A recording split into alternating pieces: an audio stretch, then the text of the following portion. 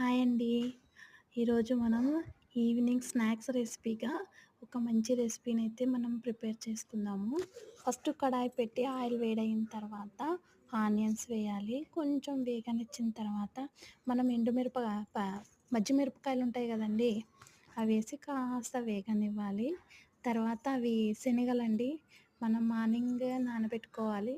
Evening కుక్కర్‌లో ఒక 2 whistles వచ్చే వరకు రావాలి. తర్వాత కాస్త సాల్టు, తర్వాత పసుపు, నెక్స్ట్ కారం. కారం ఎవరి టేస్ట్‌కి తగ్గట్టు వాళ్ళు ఏసుకోవచ్చు. తర్వాత కాస్త గరం మసాలా వేసి కాసేపు కలుపుకోవాలి. అంతే అండి. ఈవినింగ్ స్నాక్స్ అయితే చాలా బావుంటుంది.